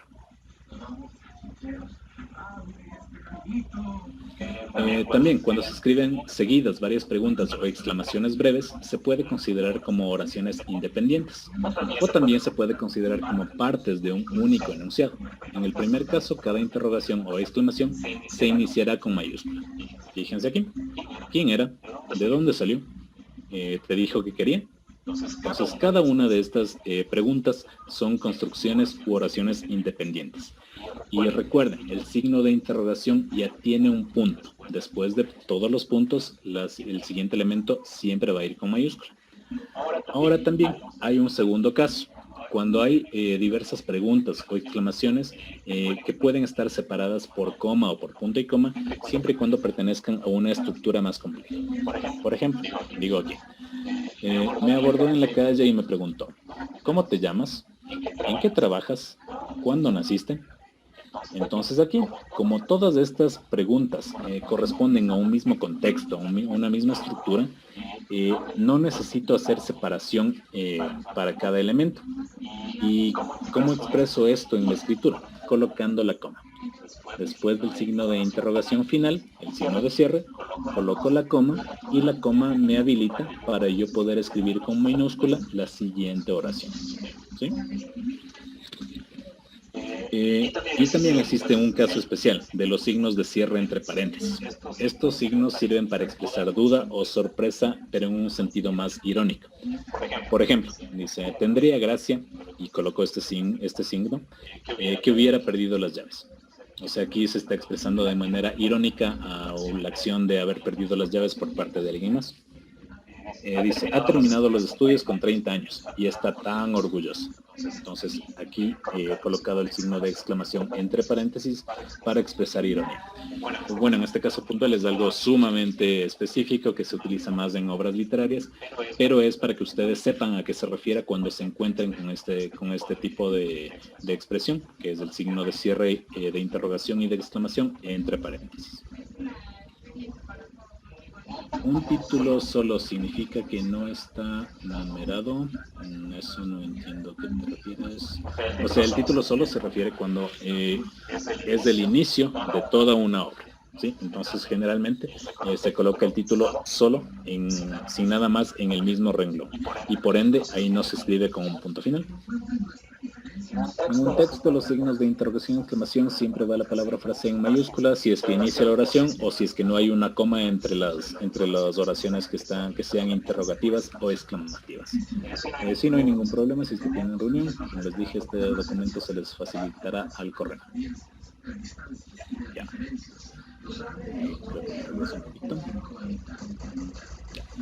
Listo. Y pues bueno, ya para ir cerrando, vamos finalmente con los signos especiales que habíamos mencionado antes. Entre los signos especiales tenemos el paréntesis. El paréntesis sirve para encerrar elementos intercalados que aclaran información o agregan datos. Y es una función similar a las comas que habíamos visto al inicio del taller, que servían para encerrar un inciso. Entonces, fíjense, la toma de la Bastilla, 14 de julio de 1789, puso fin al absolutismo francés. En este caso, yo estoy utilizando el paréntesis para hacer una aclaración, una explicación adicional a la información que estoy dando en general. De cierta manera, como que interrumpe el sentido de la redacción general, pero si es que ustedes como autores consideran que es algo necesario de incluir, pues pueden hacerlo mediante el uso del paréntesis. Si es que los paréntesis encierran 3 puntos suspensivos, se indica que se ha omitido una parte del texto en una cita. Bueno, esto lo ampliaremos un poco más del día de mañana cuando hablemos de las citas textuales, pero en esencia, cuando tenemos 3 puntos suspensivos entre paréntesis, significa que hemos tomado una cita textual, pero hemos omitido ya sea una parte inicial o una parte final, porque eso no era relevante para nuestro punto, para nuestra cita. Y también los paréntesis nos sirven para introducir opciones en un texto. En estos casos se encierra entre paréntesis el elemento que constituye una alternativa, sea esta una palabra completa o uno de sus segmentos. Por ejemplo, cuando ustedes tienen unas instrucciones en algún examen, en alguna prueba, puede decir: en el documento se indicará o se indicarán el o los días en que no habrá asistencia. Entonces, en este caso, los paréntesis sirven para no escribir nuevamente todo lo que queremos expresar. Nos dan una opción. Es para precisamente introducir opciones dentro de un texto. Fíjense en el segundo. Se necesita un chico o una chica para repartir pedidos. Entonces, es válido escribir con paréntesis en estos casos puntuales. Los corchetes. Los corchetes son signos de menor uso en el ámbito de la escritura. Sin embargo, son muy puntuales en su empleo. Por ejemplo, cuando un autor quiere hacer una aclaración o una corrección en una cita textual. Si es que nosotros tomamos una cita textual de cualquier fuente y también percibimos o identificamos un error, tenemos la facultad de hacer la corrección al autor quien hizo la cita mediante el uso de los corchetes. Por ejemplo, la cita textual en este ejemplo dice: en 1993 la Guerra Civil Española tocaba a su fin. El error está en la fecha. Cuando la Guerra Civil Española acabó fue en 1939. Entonces, en este caso puntual, yo como autor hago esta corrección al autor de donde tomé la cita textual. Y para hacer esta corrección, la encierro entre corchetes. También, cuando dentro de un enunciado que va entre paréntesis es preciso introducir alguna precisión o una nota aclaratoria. ¿A qué me refiero con esto? Cuando dentro de una aclaración quiero hacer una aclaración adicional. A eso se refiere el uso del corchetes en este contexto. Por ejemplo, algunos estudiosos consideran su obra Fortunata y Jacinta, 1886 al 87, la mejor novela española del siglo XIX. En este caso puntual he utilizado al corchete para hacer una aclaración adicional a toda esta oración que de por sí ya viene a ser una aclaración de otro texto más largo que no está presente. Entonces, si es que se quiere hacer aclaraciones extras a aclaraciones, se utiliza el corchete en ese orden, porque el corchete es un elemento en gramática de menor jerarquía que el paréntesis. Algo que deben tomar muy en cuenta si es que se dedican, o si es que sus carreras están implicadas en la matemática, en donde el paréntesis es de menor jerarquía que el corchete. En el caso de la escritura es al contrario. El corchete tiene menor jerarquía que el paréntesis. Eso para que lo tomen en cuenta también. Y es bueno lo que está a continuación, que este orden se invierte en el caso de las expresiones o fórmulas matemáticas. Bueno, las comillas, esto lo veremos el día de mañana en la actualización de las normas APA. Y este es el último elemento que quería visualizar con ustedes, que es la raya. La raya es similar al guión, pero es un poco más largo. Y se escribe de dos maneras. Con estas fórmulas de alt más 0151 o también con el alt 196. ¿Para qué nos sirve este signo especial? Es para encerrar aclaraciones o incisos, similar a la coma o a los paréntesis. Por ejemplo, para él la fidelidad, cualidad que valoraba por encima de cualquier otra, era algo sagrado. También nos sirve para introducir una nueva aclaración o inciso en un texto que ya fue encerrado entre paréntesis. Es decir, aquí cumple la función de lo que vimos anteriormente con los corchetes. Es una aclaración dentro de una aclaración. También nos sirve para las listas simples con las distintas variaciones que puedan darse. Por ejemplo, verbos intransitivos, coloco raya, raya, raya. Bueno, esto se puede solventar cuando nosotros colocamos la opción de viñetas en Word, no hay ningún problema. Pero sobre todo, la raya nos sirve para escribir las líneas de diálogo. Cuando nosotros estamos transcribiendo una conversación, la raya se utiliza para introducir lo que dijo una persona y lo que dijo su interlocutor. Para eso sirve sobre todo la raya.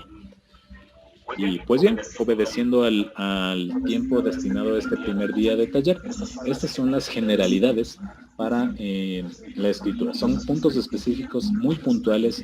No hemos abordado las cuestiones ya más amplias de gramática, las cuestiones más amplias de ortografía, porque precisamente en términos de gramática y ortografía ya es un poco más de la práctica constante, de la lectura que ustedes desarrollen, de la escritura sobre todo. Y pues bueno, eso en términos generales es una condensación de las cosas que les serán útiles al momento de escribir y de redactar textos académicos en el ámbito de sus carreras. Pues bien, muchas gracias a todos por su asistencia. No olviden que el día de mañana vamos a hacer la actualización de las normas APA de la séptima edición, que es lo que está ahorita vigente y que todos tenemos que actualizarnos, seamos docentes, seamos estudiantes en términos de la universidad. Eso es lo que se usa actualmente. Recuerden que esta presentación les voy a pasar el día de mañana, también les voy a pasar un documento PDF con las normas APA ya más condensadas, y la clase del día de mañana, como es más técnica, esa sí se va a grabar. Para la obtención de los certificados, el día de mañana se les indicará qué actividad deben hacer para poder acceder a ellos, que es una actividad muy corta de aplicación de todo lo que hemos visto en estos 2 días. Y pues nada más, muchas gracias.